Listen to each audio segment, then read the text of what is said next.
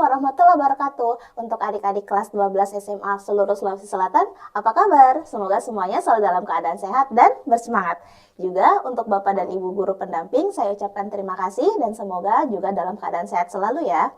Bersama saya, Siti Adinda Dihar Indawati Caronge dalam program Smart School. Generasi Smart, berkarakter, cerdas Ki.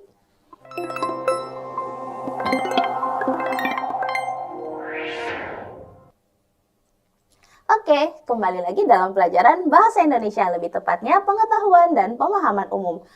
Hari ini soal seperti apa yang akan kita hadapi? Yuk kita lihat bersama-sama.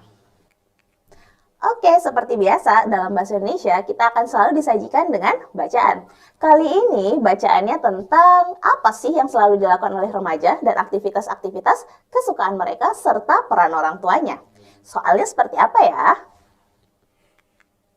Oke. Nomor 1, kalimat yang memiliki makna lain dari yang tertulis adalah. Untuk menjawab soal seperti ini, adik-adik ada dua hal yang harus diperhatikan. Pertama, bisa jadi kalimat tersebut memiliki majas, entah personifikasi, hiperbola, atau majas-majas lainnya.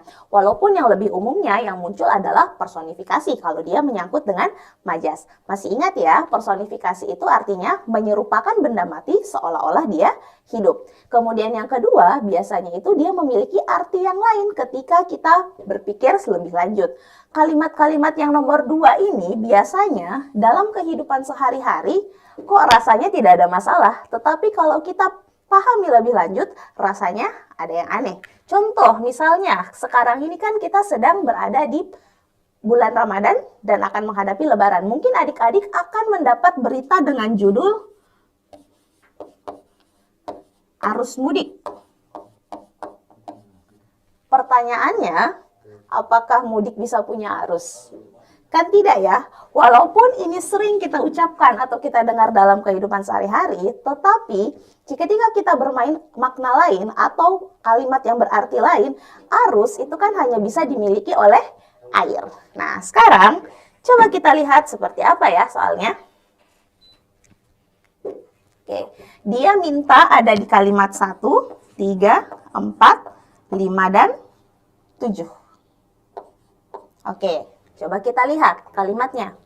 Kalimat nomor 1, hal-hal baru lebih suka dicoba oleh remaja. Apakah di sini ada kata-kata yang bisa menyatakan bahwa kalimat ini memiliki makna lain? Tidak ada ya. Kalau begitu, kita lanjut ke kalimat 3. Dalam hal ini, pembinaan dan pembicaraan yang melibatkan orang tua sangat diperlukan. Apakah ada kata-kata yang bermakna lain juga di sini? Tidak ada ya, jadi kalimat 3 juga aman. Coba kita lihat kalimat 4.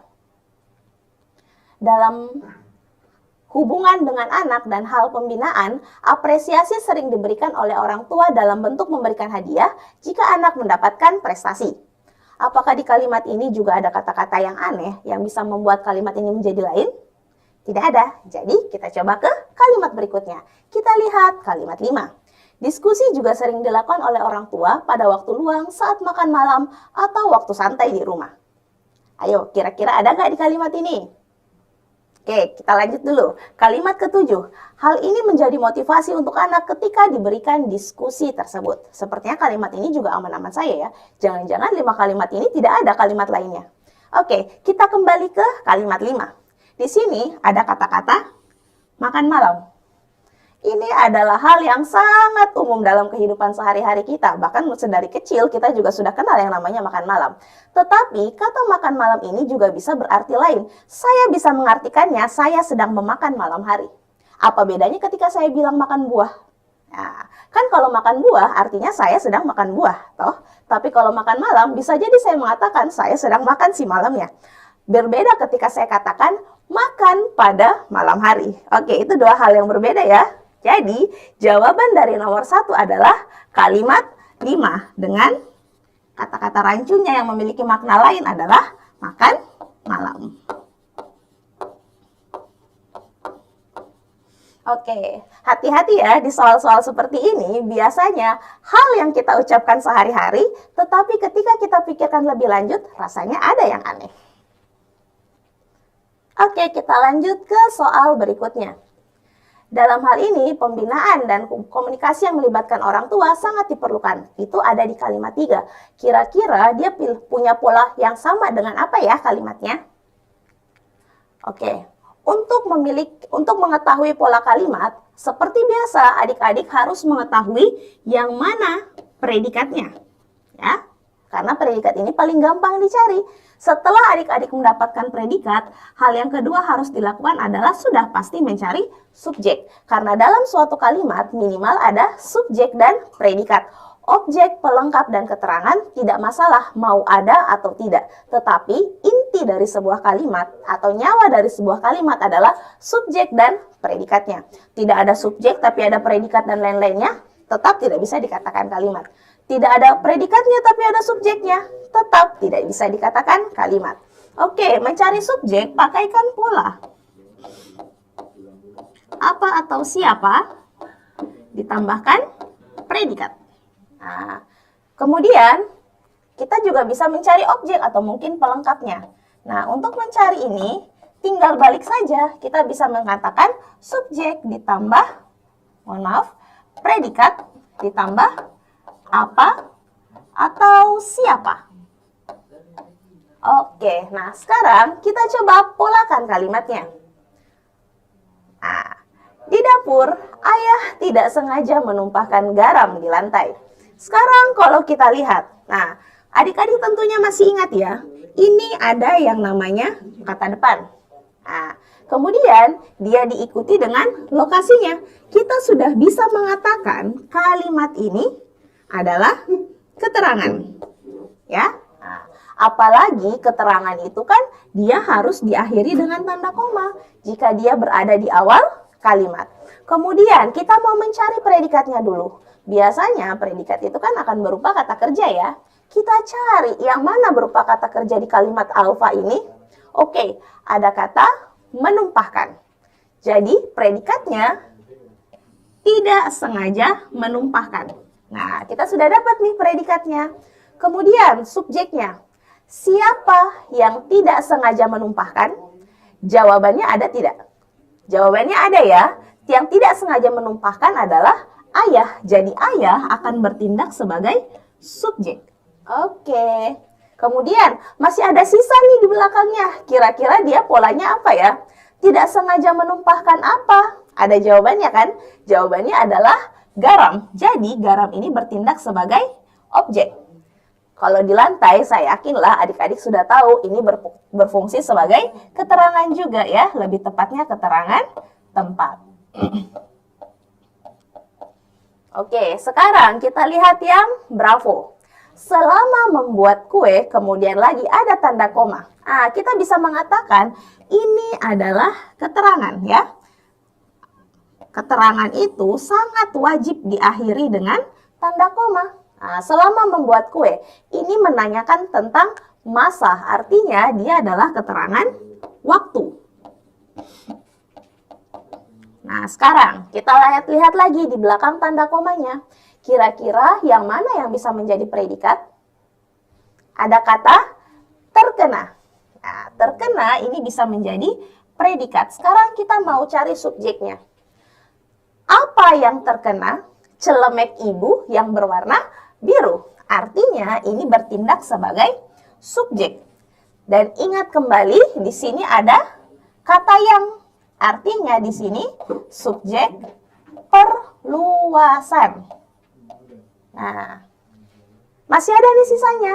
Terkena apa? Banyak tepung. Artinya banyak tepung bertindak sebagai objek. Kemudian Charlie. Yang mana predikatnya? Wah, ada dua ya. Ada mencoba, ada menyelesaikan. Kita coba satu-satu. Misalnya saya pakai kata menyelesaikan sebagai predikat. Siapa yang menyelesaikan? Kami mencoba. Tidak mungkin ya. Tapi kalau kita pakai kata mencoba, siapa yang mencoba? Ada dong jawabannya. Jawabannya adalah kami. Jadi, untuk Charlie, predikatnya lebih tepat di kata mencoba. Kami bertindak sebagai subjek. Mencoba apa? Menyelesaikan soal yang rumit ini. Artinya ini, dia bertindak sebagai objek.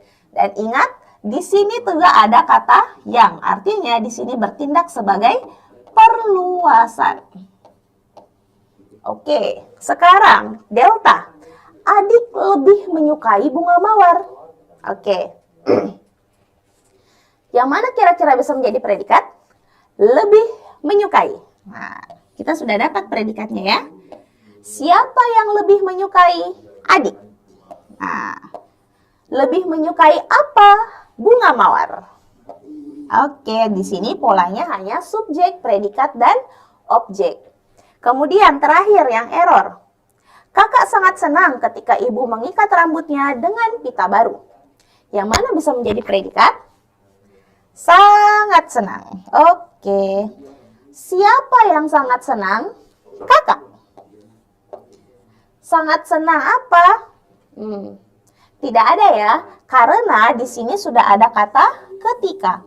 Kata ketika ini menunjukkan masa. Artinya ketika ibu mengikat rambutnya dengan pita baru, ini bertindak sebagai keterangan waktu.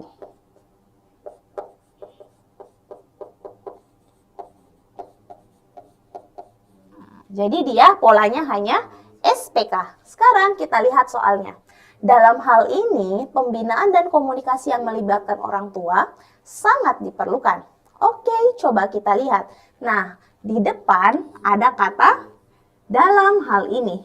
Diakhiri dengan tanda koma, artinya ini adalah keterangan. Pembinaan dan komunikasi yang melibatkan orang tua sangat diperlukan. Kira-kira yang mana bisa menjadi predikatnya? Kata sangat diperlukan. Apa yang sangat diperlukan? Pembinaan dan komunikasi yang melibatkan orang tua. Ada yang artinya ini adalah subjek perluasan. Oke, artinya kita harus mencari yang mana pola kalimatnya, keterangan, subjek perluasan, predikat.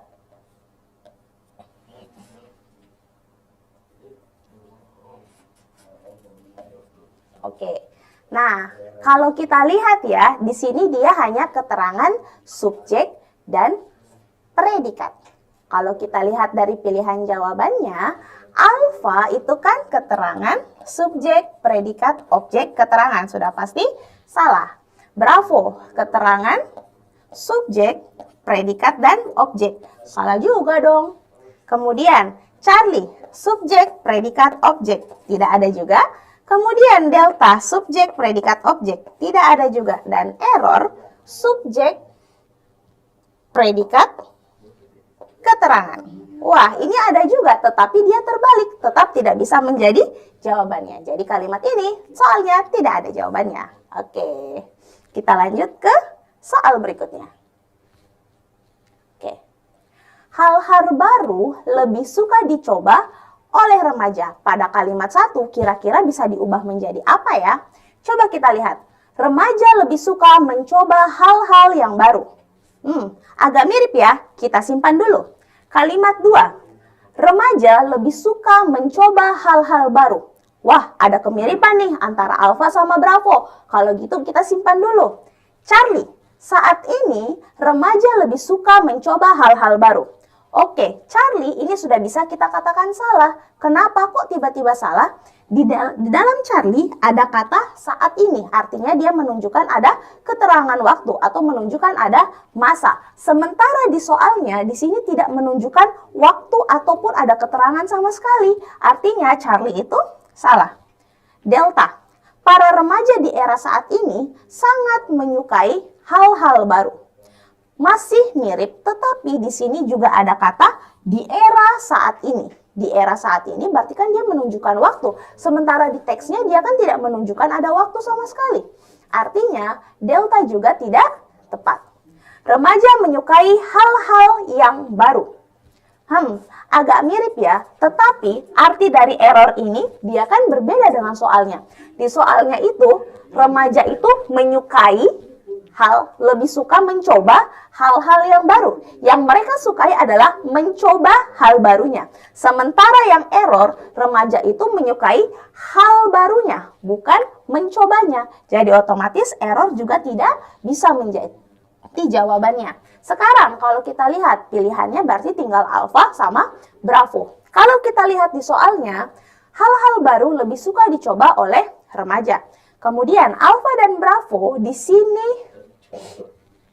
sini ada perluasan untuk alfa. Sementara di soalnya tidak ada perluasannya. Jadi jawaban lebih tepat adalah bravo. Remaja lebih suka mencoba hal-hal baru. Sama bukan dengan soalnya?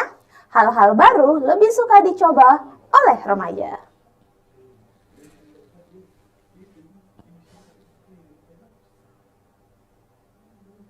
Oke, kita lanjut ke soal berikutnya. Kata pembicaraan di kalimat 3 memiliki makna hierarkis dengan kata apa ya? Nah, adik-adik harus ingat, makna hierarkis itu artinya kita harus mencari kata yang paling umum atau mungkin kata yang paling luas atau kata yang memiliki paling atas yang dapat mencakup semua jawaban. Oke, makna hierarkis ada juga yang mengatakan sebagai makna yang lebih luas.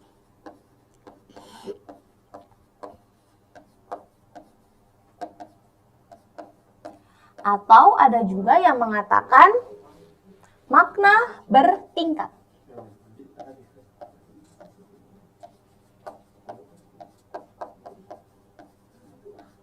Oke. Simpelnya, kalau ini bisa kita gambarkan sebagai bagan organisasi. Di kelas adik-adik pasti punya dong yang namanya bagan organisasi yang mencakup wali kelasnya siapa, ketua kelas, kemudian mungkin bendahara sekretaris, dan juga bidang-bidang lainnya. Nah, ya anggap saja bagan organisasi sederhana ya, yang seperti ini. Oke, hati-hati dalam membaca soalnya. Ada beberapa variasi tentang makna hierarkis. Ketika soalnya menyatakan memiliki makna hierarkis, memiliki makna bertingkat, atau memiliki makna yang lebih luas, adik-adik harus mencari di bagian yang paling atasnya. Karena dia harus bisa mencakup atau harus bisa memiliki arti-arti di bawahnya. Tetapi ketika bunyi soalnya adalah memiliki makna yang sempit,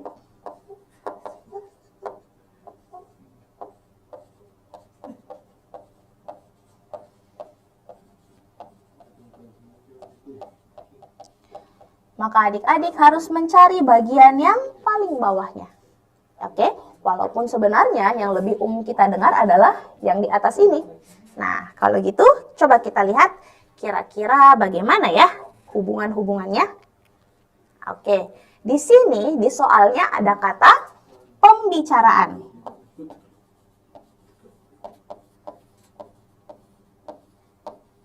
Oke.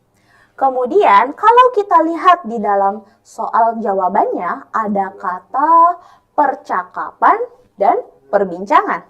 Bukankah pembicaraan, percakapan, dan perbincangan itu sama saja?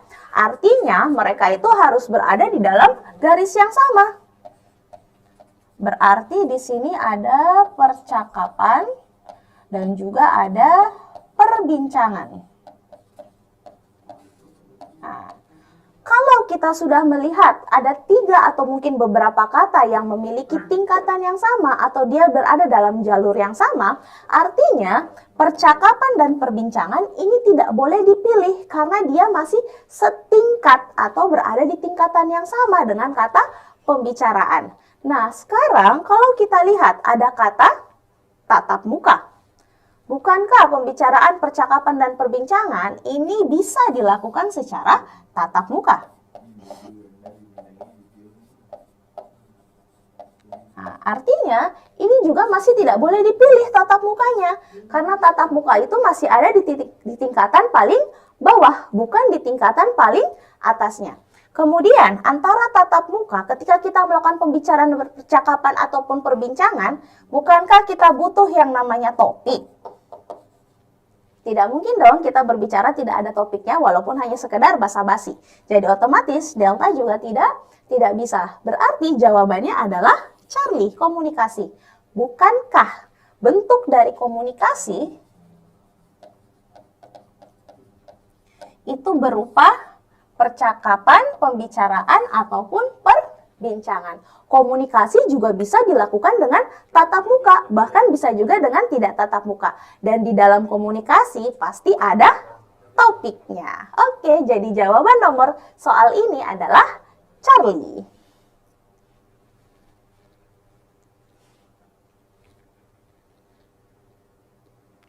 Oke, kita lanjut ke soal berikutnya. Oke, gabungan kata keberhasilan hidup memiliki pola makna yang sama dengan apa ya? Oke, masih ingat ya, ini adalah frasa. Kita mau mencari kalau dia mengatakan pola makna yang sama, artinya dia mencari arti yang sama.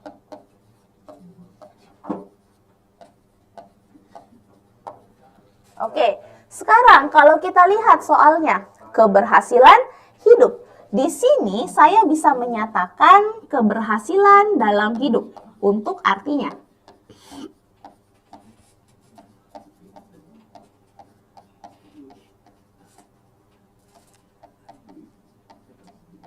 Oke, sekarang kita harus mencari artinya yang berupa apa di dalam apa. Nah, sekarang kita lihat yang alfa, peraturan kelas. Nah, sekarang kalau kita pakaikan arti yang sama, peraturan dalam kelas, kira-kira bisa nggak ya?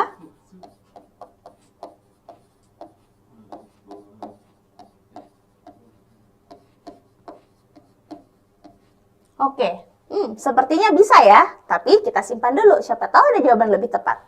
Sungai lebar.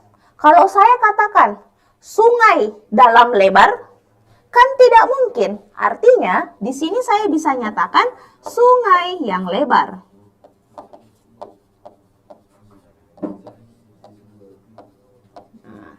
Artinya dia tidak sama dong artinya. Nah, sekarang gunung kecil. Gunung dalam kecil kan tidak mungkin. Tapi ini saya bisa katakan sebagai gunung yang kecil atau mungkin gunung yang ukurannya kecil. Nah, kalau kita lihat ya, Bravo dan Charlie ini sama artinya.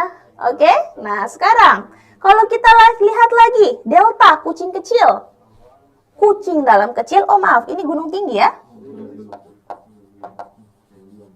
Nah, kalau kucing kecil, kucing dalam kecil, kan tidak mungkin. Di sini juga bisa saya katakan kucing yang kecil atau kucing yang ukurannya kecil. Nah, wah ternyata Bravo, Charlie, dan Delta ini memiliki makna yang sama ya. Nah, jadi otomatis karena sudah maknanya 3 sama, kemudian tidak sama juga dengan soalnya, bukan dong jawabannya. Terakhir, ikan lohan. Ikan dalam lohan, tidak mungkin ya. Kalau ini saya bisa nyatakan sebagai ikan berjenis lohan atau ikan yang jenisnya lohan. Nah, artinya benar ya, jawaban dari soal nomor 5 adalah alfa, peraturan kelas, yang bisa kita artikan peraturan dalam kelas.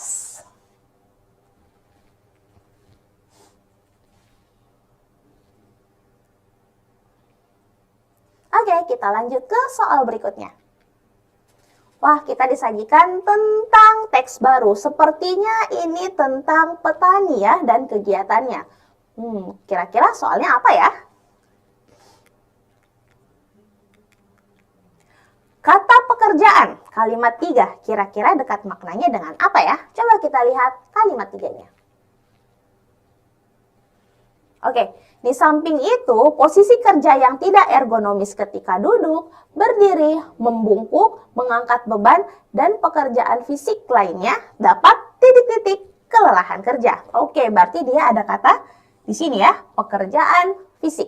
Nah, kira-kira kata pekerjaan ini bisa miripnya dengan apa ya? Oke, aktivitas. Dan aktivitas fisik lainnya.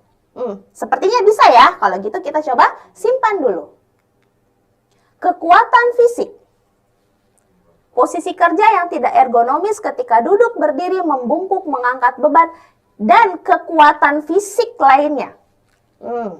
Ini tidak terlalu tepat ya. Kalau begitu berarti jawabannya tidak bisa Bravo dong. Sekarang, ketangkasan.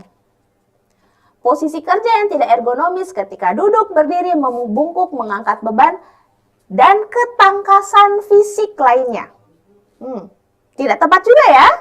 Kalau begitu, kesibukan. Wah, posisi kerja yang tidak ergonomis ketika duduk, berdiri, membungkuk, mengangkat beban, dan kesibukan fisik. Kesibukan fisik. Tidak tepat juga ya. Terakhir, penugasan. Di samping itu, posisi kerja yang tidak ergonomis ketika duduk, berdiri, membungkuk, dan mengangkat beban, dan penugasan fisik lainnya. Tidak tepat juga ya. Jadi, jawaban dari soal ini lebih tepat kata pekerjaan itu memiliki makna yang berdekatan dengan kata aktivitas.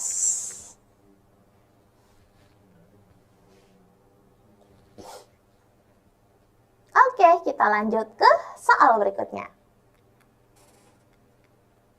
Kalimat tidak logis terdapat pada, kalimat tidak logis ini dia macam-macam ya. Kita bisa menyatakan kalimat logis ini aturannya memiliki kalimat yang efektif harusnya ya.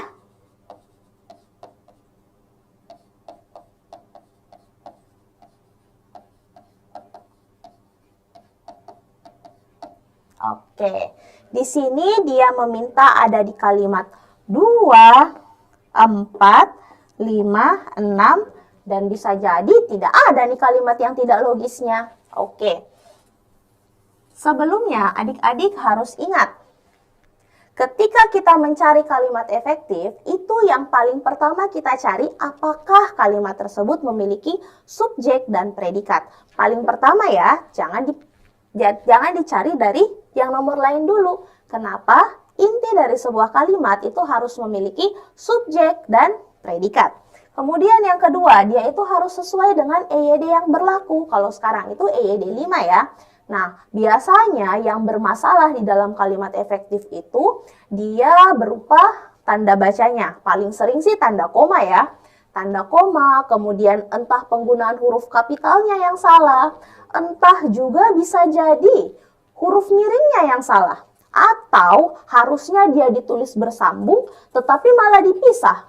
Bisa juga berupa imbuhan-imbuhannya. Harusnya pakai imbuhan mem, tapi ditulisnya pakai imbuhan mem. Nah, kemudian yang ketiga dia itu sesuai dengan KBBI. Artinya kata-katanya itu harus baku atau kata-katanya itu harus terdaftar dan diakui oleh KBBI.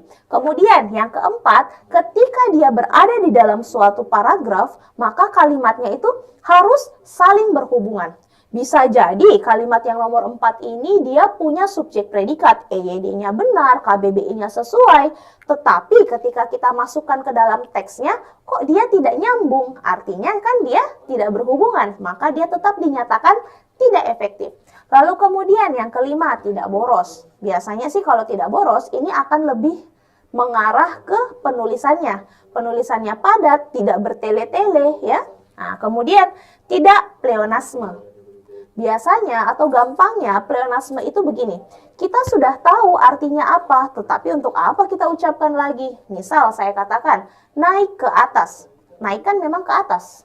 Sarapan pagi, ya sarapan kan memang pagi-pagi ya.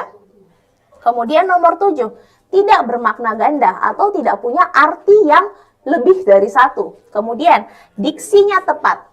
Diksi itu artinya pemilihan kata. Ada beberapa kata di dalam bahasa Indonesia itu yang memiliki arti yang sama, tetapi mereka tidak bisa digunakan pada kalimat yang sama juga. Dan yang terakhir, dia itu harus masuk akal. Nah, sekarang kalau kita lihat di teksnya, kalimat 2. Selain itu, kelelahan kerja juga disebabkan karena musim tanam, musim panen, dan masa kerja yang telah puluhan tahun. Nah, di sini ada kata selain itu. Ini bisa menjadi konjungsi di awal kalimat. Nggak masalah, yang penting dia diakhiri dengan tanda koma. Kemudian, yang mana bisa dijadikan predikat? Juga disebabkan. Apa yang juga disebabkan? Kelelahan kerja. Nah, artinya subjek dan predikatnya sudah aman. Tanda koma ketika dia berupa keterangan ataupun konjungsi antar kalimat. Benar, tanda titik di akhir kalimat. Kemudian di sini ada perincian ya.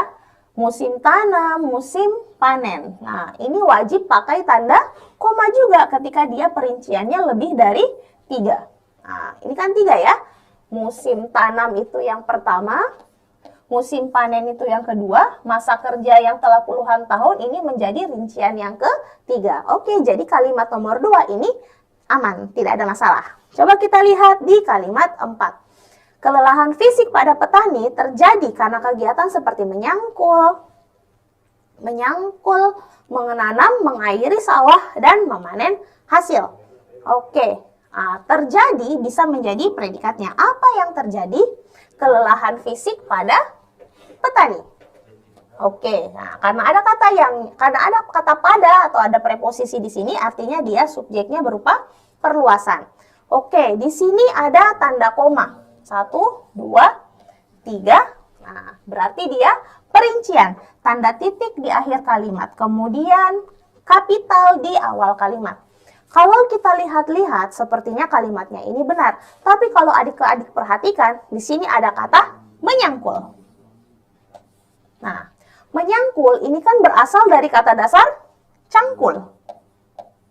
Oke. Jadi kira-kira yang benar yang mana? Menyangkul atau mencangkul? Nah, ini akan ada hubungannya dengan yang namanya nasalisasi. Nah, kalau kita lihat di sini, nasalisasi atau peleburan, dia itu akan terjadi pada kata berawalan KTSP dan bertemu dengan imbuhan me atau pe, ya. Jadi imbuhan me atau imbuhan pe, lalu ketemu sama K, T, S, dan P. Dia ini akan melebur. Kalau K itu dibacanya menjadi NG, T itu akan dibaca menjadi N, S itu dibaca menjadi NY, dan P itu dibaca menjadi M. Nah, sekarang tadi di awal soal kita membaca ada kata cangkul. Nah, kata cangkul itu kan diawali dengan huruf C. Nah, sekarang kalau kita lihat di nasalisasinya, apakah di antara KTSP ini ada huruf C? Tidak ada ya, jadi otomatis dia tidak akan melebur. Dia itu akan tetap dibaca huruf C-nya. Nah, untuk imbuhan yang bertemu dengan huruf C, dia itu harus pakai imbuhan men, ya. Mencangkul, mencuci, mencuri, ya. Nah, selain imbuhan men yang ketemu itu dengan C, dia itu bisa juga harus bertemu dengan D, T, J, dan Z. Jadi jawabannya ada di kalimat nomor 4. Ya, di sini menyangkulnya ini salah karena dia tidak sesuai dengan KBBI.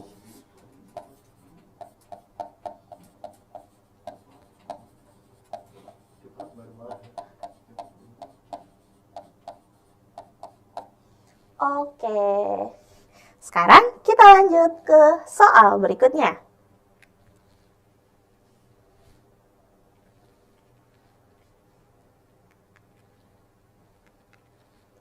Imbuhan ke-an pada kata kelelahan memiliki makna yang sama dengan apa ya? Wah, kita sering juga nih membahas tentang imbuhan, makna imbuhan juga ya.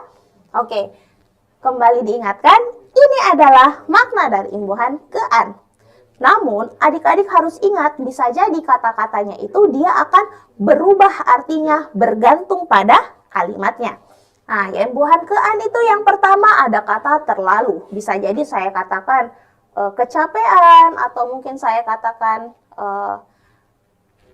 kepanisan, ya. Nah, kemudian ada lagi kata tempat, lokasi, atau posisi. Bisa jadi saya katakan ketinggian, kerajaan, kepulauan. Nah, terkena atau menderita biasanya ini hal-hal yang negatif. Misal, kepanasan. Nah, AC-nya mati, maka anak-anak di ruangan kepanasan. Nah, hati-hati.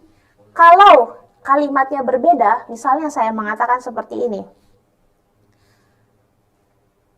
Jemurannya, bukan. Kerupuknya tidak jadi karena minyaknya kepanasan. Wah, artinya minyaknya ini terlalu panas, bukan kerupuknya menderita kepanasan, ya. Nah, kemudian tidak sengaja. Tidak sengaja ini misalnya kemalingan, kehujanan, ketiduran, ketinggalan. Ya, kemudian ada kumpulan, misalnya kepulauan. Ya, perihal, misalnya keibuan. Kemudian ada sifat dasar. Nah, sekarang kalau kita lihat di teksnya, kelelahan di kalimat 1. Kelelahan kerja pada petani, bla bla bla, selain oleh beban kerja, juga disebabkan oleh waktu kerja yang apa? Nah, kalau kita lihat teksnya, kean pada kata kelelahan, artinya ini kan dia masuk ke dalam terlalu ya, berarti dia terlalu lelah. Nah, berarti kita harus cari kean yang memiliki makna sama-sama terlalu. Yang alfa di sini ada kata kehidupan. Nah, dari kata dasar hidup. Apakah kerajaan ini memiliki terlalu hidup? Loh, nggak mungkin dong. Artinya kan kalau kehidupan ini kita bisa masukkan ke dalam perihal. Wah, ada satu lagi nih. Ada kata kerajaan. Kerajaan ini kan bisa menjadi tempat. Nah, otomatis ini tidak bisa ya menjadi jawaban.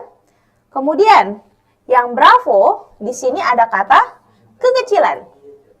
Adik membeli pakaian baru karena pakaian lamanya sudah kekecilan.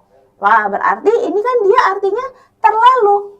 Karena sudah terlalu kecil, makanya si adik itu membeli pakaian baru. Kemudian yang Charlie, ketiduran. Apakah ini juga karena terlalu tidur? Kan tidak mungkin terlalu kata ketiduran di sini, dia berarti tidak sengaja.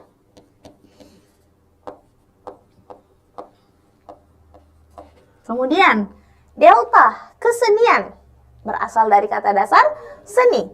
Artinya kesenian itu kan juga tidak mungkin terlalu, dia masuknya ke dalam perihal. Nah, yang terakhir, pesawat itu terbang di ketinggian 1000 kaki. Oh, kata ketinggian di sini bisa jadi terlalu. Tapi kan ini kan dia menyatakan tentang tempat terbangnya. Artinya di sini dia tidak menyatakan terlalu, dia menyatakan sebagai tempat atau lokasi atau posisi. Jadi jawaban paling tepat untuk soal nomor 8 adalah bravo. Oke. Kalau begitu, kita lanjut ke soal berikutnya. Kata yang dapat melengkapi rumpang di kalimat atas. Oke, kita lihat rumpangnya di mana nih? Kelelahan kerja pada petani selain titik-titik oleh beban kerja, juga disebabkan oleh waktu kerja yang apa ya? Disebabkan dan kata lama. Kelelahan kerja pada petani selain disebabkan oleh beban kerja, juga disebabkan oleh waktu kerja yang lama. Oke, sepertinya bisa. Kita simpan dulu. Lalu ada kata boros. Waduh, boros. Kelelahan kerja pada petani selain disebabkan oleh beban kerja, juga disebabkan oleh waktu kerja yang boros. Tidak tepat ya. Oke, Charlie, menyebabkan. Kelelahan kerja pada petani selain menyebabkan oleh beban kerja, tidak tepat ya. Walaupun kata lamanya itu benar. Kemudian, oke, berarti Charlie, delta, dan error itu sudah pasti salah karena tidak mungkin kita pakai imbuhan menyebabkan. Jadi, jawaban dari soal ini gampang ya, alfa. Nah, sekarang kita lanjut ke soal terakhir. Wah, kita ketemu lagi nih sama bahasa Panda. Masih ingat ya, yang pertama dicari adalah kata yang sama atau hampir sama. Kemudian yang harus dicari lagi, bisa jadi ada imbuhannya, preposisinya. Kemudian penggunaan preposisi, penggunaan angka, huruf, simbol-simbol tertentu. Dan yang terakhir, kita harus tahu di mana letak dari pembacaannya. Apakah dari depan ke belakang, atau mungkin dari belakang ke depan. Oke, kita cari dulu nih mana yang sama. Oh, di kalimat pertama dan kedua sama-sama ada kata burung. Kita cari kata-kata yang sama. Oh, kata burung itu berarti dia morfir. Nah, Loh, tunggu dulu. Sepertinya ini ada perbedaan. Oh, ternyata ini harus dibaca dari belakang ke depan, ya. Jadi ketika bahasa Indonesianya ada di belakang, maka kalimat pandanya harus ada di depan. Oke, sekarang kita cari lagi yang sama. Oh, ada kata biru, ya. Nah, berarti kata biru itu dia masuk ke dalam kata bel. Nah, sekarang kalau kita lihat lagi, artinya kata rumah itu adalah kuat, ya. Dan yang terakhir, kata kain itu berarti celok.